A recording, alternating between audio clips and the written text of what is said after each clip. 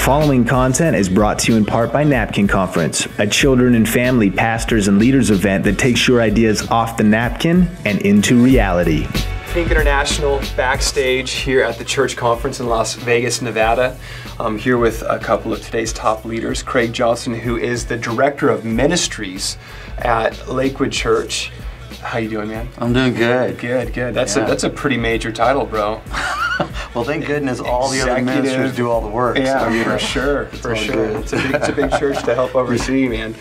And then Mycal Rosales, who is the children's pastor at the church at South Las Vegas. How you doing? I'm doing great. Phenomenal. Hey, we're going to be talking about some topics and trends today. And you spend a lot of time in family and children's ministry, and that's your current role right now. And really, the children's ministry, I think, is one of the most, if not the most important ministry of a church. You know, families come to a church because they have a good children's program. And there's, for a long time, you know, it's been kind of a joke, but I've heard parents say it, you guys have probably heard parents say it, I'll bring my kids to church and let the church fix them, you know? Yeah. And that obviously doesn't work because it has to be a real team effort. Yeah. What are some churches doing today, maybe what you guys do or what you've seen done just across the nation and whatnot, to really help make it a team effort? Yeah. Well, I mean, we've had to change how we've looked at doing children's ministry as a whole and say that whatever we're going to do, it's going to include the parents in everything that we do. Yeah, so absolutely. that's a big shift, because what happened a lot of times within churches is they separate everybody, and everybody kind of went into their own areas, and they didn't realize that they only spend 3 or 4 hours a week at church. Right. And what really was happening at home was where they were spending most of their time. So if they don't know how to deal with that, Sure. you know, they're in trouble. So we started shifting how we looked at things and giving parents tools in how they could work with their kids at home. It starts at the church, and then, you know, kids would get rewards or different systems where if they took it home and their parent worked with them and then they brought it back, that would be a way that we can tie parents in. Yeah. Well, and I really enjoy the whole Facebook, social networking Sure. side of parents, because they don't have a lot of time. And we were actually surprised to find a little bit, even just with offering parenting classes on discipling and disciplining, and how that a lot of our parents actually didn't know how. It's not that they Right. weren't willing. It's not that they didn't want to. It's just that they weren't really able at that moment, or they didn't think they were able. Sure. And so just equipping them. And again, it comes back to equipping the saints. Yeah. You know, equipping the saints from the babies in the nursery to equipping the saints to the brand new parents that just came into your church, or parents who have experienced maybe having a child with special needs, which, you know, Pastor Craig deals with a lot at his church. And we're starting to find really in our church that we have some families with some great needs. Right. And, you know, Pastor Craig did a session earlier today a little bit about talking about how those families, they become so reclusive, and they don't reach out to you, and so you don't know about them. Right. And we have a large online campus that now that I've listened to his session, I'm like, I can't wait to get on there and see those families that aren't even coming into our church. Right. If we have 2 or 3 that are willing to come and willing to communicate with us, beautiful families, wonderful families. Right. And so that's just one specific area niche. But I mean, every single family, mixed families that come from, you know, they're dealing with remarriage and bringing 2 families together. I'm sure you guys deal a lot with that at Lakewood as well. Yeah, I think we've had to literally change how we do ministry to fit the family. For instance, one of the things that I talked about in this session was I talked about, you know, good ideas versus God ideas. And good ideas are something that you would say, man, I wish I would have thought of that. God ideas are something you'd say, I would have never thought of that. And we're wanting God ideas, and one of the God ideas we got was we had, I don't know, 4,500 kids, you know, at Lakewood, and we were doing camps. You know, well, everybody goes to kids camp, and have kids programs and stuff like that. But I was sitting there going, we're taking 300 kids to camp because that's who could afford it and who could go, and we've got 4,200 that aren't going to camp. Yeah. I said, God, we need to shift that. We need a God idea, you know, to shift that. And God just I mean, dropped it one day, and I mean, I give him all the glory, but he said, what if you did a camp on campus and you tied in VBS with a camp experience?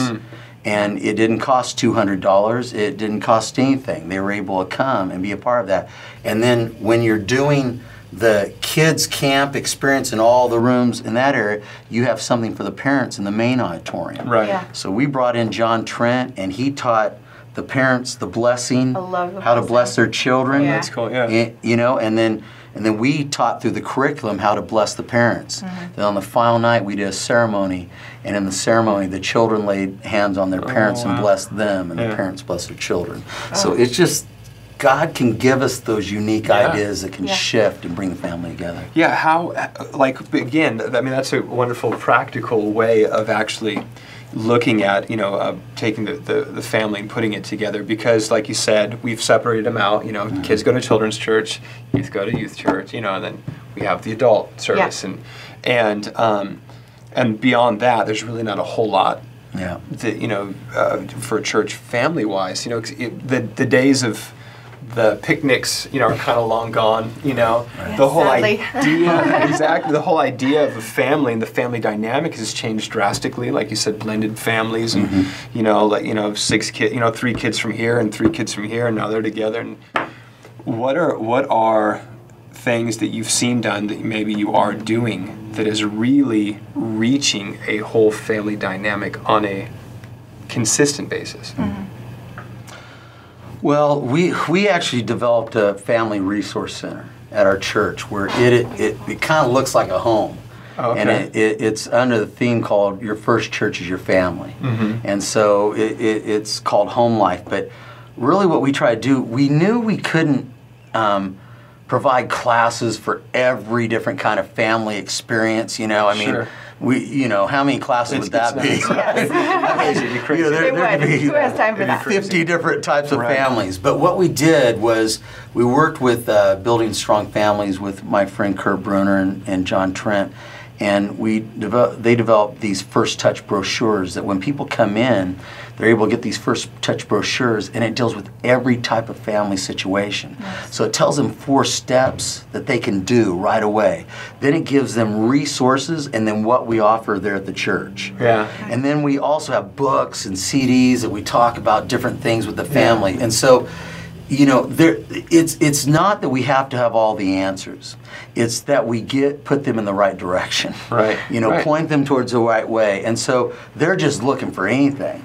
You know, they're whatever their need may be, whether it's a blended family and just trying to meld that together, or when you're looking at special needs, how do you deal with that? You know, when you're looking at moms that are teens when they get pregnant, and how do you? I mean, our biggest issue in our society today is most definitely single-parent families. Absolutely. I mean, what they're facing. Tons. Well, and I think that we've been able, and Pastor Craig has a great program for this as well, but we have started with our young leaders. We started in the spring just really, really taking some of our elementary, even middle school and youth, and developing a program specifically to train them and get them involved. And I was talking to Pastor Craig's wife, Sam, about how sometimes the only time that family comes to church is when the child is scheduled to serve in children's ministry. And that's actually more than sometimes. Because those kids want to come and want to be a part of that leadership.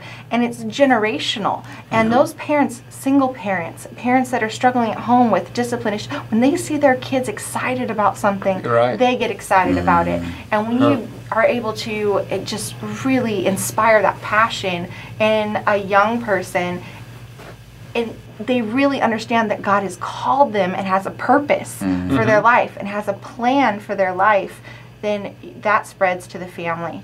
And it's great. It's great for, I mean, especially at our church. I mean, our church is growing every single weekend, whether I have a great kids ministry or not. I am totally in admission of that. But I mean, I want to really get to that place where we're doing something exceptional and outrageous, that we're bringing families in because of kids ministry, and also participating to the growth, not just maintaining the growth. And one other thing, I think it's important, and I talked about this in the session, that we don't get so focused in on the program that we forget the need. Yeah.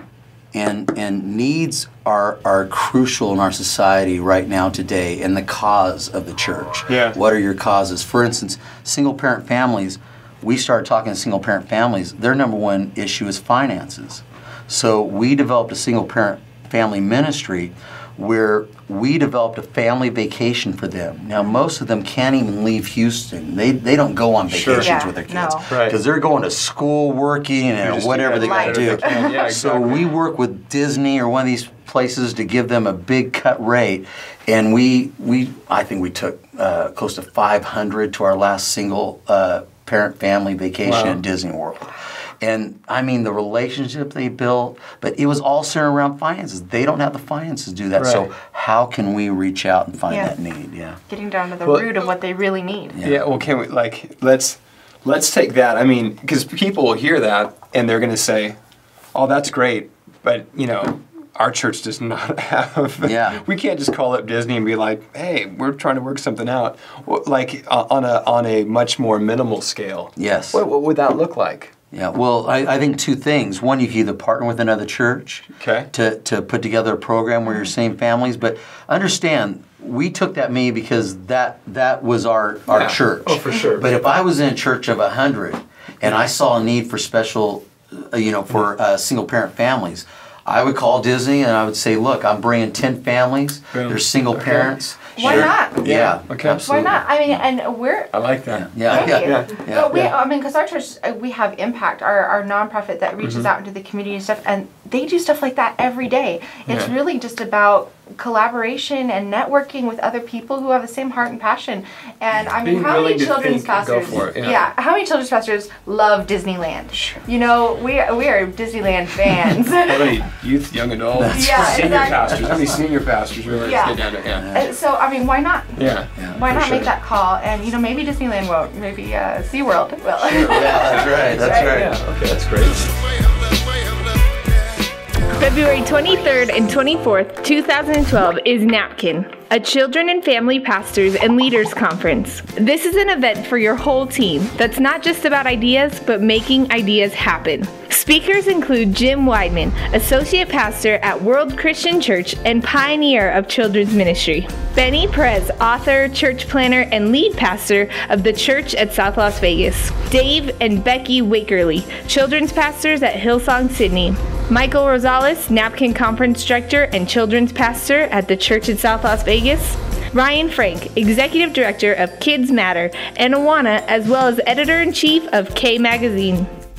And Sam Luce, avid blogger and children's pastor of Redeemer Church in Utica, New York. Registration is going on right now, so register your team today at thenapkinconference.com. Napkin Conference, taking your ideas off the napkin and into reality.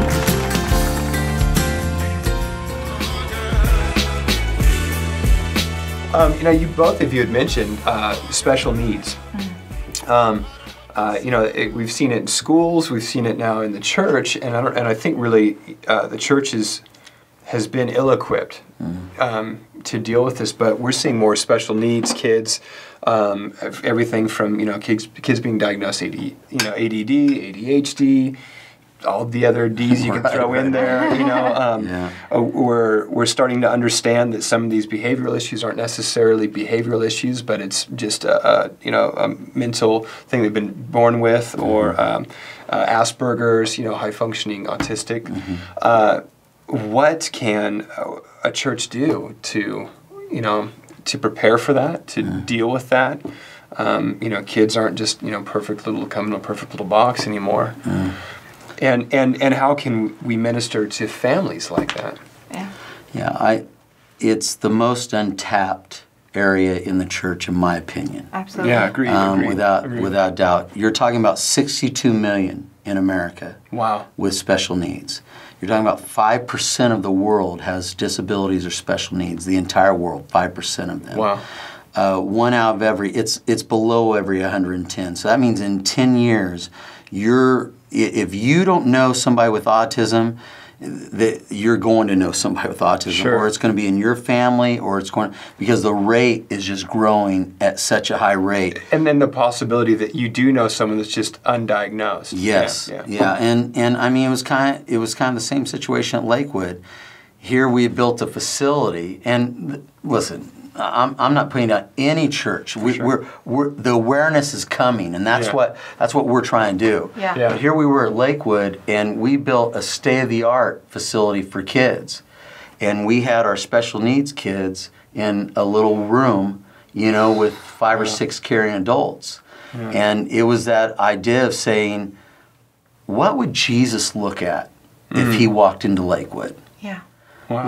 Let me tell you, Jesus, although he would love to preach in front of everybody, and he would probably do it and everything, you know who he'd beeline to? Sure. The sick. Yeah. The special needs. Right. Yeah. The blind man. Yeah. The poor, the hurting. And when we reach out to the least of these, I don't think what pastors fully realize is when we reach out to the least of these, that is the heart of God. Yeah. And so if you want everything else in your church blessed, reach out to the least of these. Right. And it can start small. It can start at any level. And that's what we try to do with the Champions Clubs that we've started launching churches. And we're even talking to Mycal, about here and everything. I'm excited. Is really launching at different levels, wherever their size of their church, how we could begin to reach out. And here's the powerful thing. We had over 200 families that came to the Champions Club once we launched it. Now, those are... For you pastors out there, those are 200 tithers. 200. I mean, every pastor would love that. Sure. And now we average about at least 85 to 100 families weekly. Wow. That come. And so it's huge, but this is where Jesus went. And we can do it. Well, one thing that really just hit home when I was in Pastor Craig's session, and he was talking about special needs, and of course this could apply to many different programs. It's really about knowing what the needs are in your area, in your community. What is your church already doing to reach the least of these? I mean, we do things like Destiny House, and we're reaching out to the poor, and then we also have a huge online campus, like I mentioned, which I'm thinking, oh my goodness, what an untapped resource in terms of families that maybe they have decided not to come to church for a specific reason, and finding out what that reason is and meeting that need. But I think it's intimidating. I know it's intimidating for me. I'm going, for sure, a whole nother program. I've got a very long to-do list. But it's not about the program. It's about the people. It's about meeting the individual need. And when I think about the few families that we have that I know of, that I've really connected with, that have communicated to me their special needs, and we've been able to meet those special needs on just that individual level, how much greater our ministry impact becomes. Because, he was telling a story a little bit about the children that are impacted by the special needs children, because they're also getting training for life. They're just starting to understand people, and they're getting that diversity and leadership training that they really need to succeed in life. And so I'm excited about what he's doing. I'm excited about what we're doing, and I can't wait to go big or go home. That's good. Go big or go home. I like that. So really just an awareness just helps so much, an understanding, and do you know of any forums or anything educational-wise that, a family pastor out there, a children's pastor, youth pastor, whatnot, could go and, begin to educate themselves on this so that they, have an idea of, Yeah, well, there's lots of forums. Sure. We've started creating one of the first Christian children's curriculums for special needs. Oh, wow. In America at Lakewood. And so there are more things being developed. But the thing of it is that for a lot of people, out of sight, out of mind. Right. So the reason why they don't see these special needs families is because they're shut in. And, I was even telling the story of me going with Compassion International to Africa. And in third world countries, they're considered a curse. So they're not able to be a part of anything. They basically sit in squalor in the house. And 20 or 30 years ago, they'd throw them out they'd just throw them out of the house to be eaten by a lion or whatever. And the goal is that we've got to show these families, and the church needs to lead the way, show them that those kids have a purpose. Yeah. And there's families need to know that their child has a purpose in life. Yeah. Right. And so it is developing life skill programs, showing them a job and a skill that these kids can begin to do. Yeah. So Right. later on when they grow up. It is working on whether there's sensory needs or physical therapy needs or spiritual needs or educational, really beginning to develop that. And saying, you know, if we care about all the children, do we care about all the children? Right. Or do we just care about the ones that are not as hard to take care of? Exactly. Yeah, exactly. So true. Yeah. And so good. Thank you guys so much. Absolutely. Phenomenal. That was an honor. Appreciate you guys. It's an Thank honor. you, Craig. Thank Thank you, you. Michael. Thank you. Thank you. Appreciate it. Thank you very much to the Church at South Las Vegas, thechurchlv.com, Think International.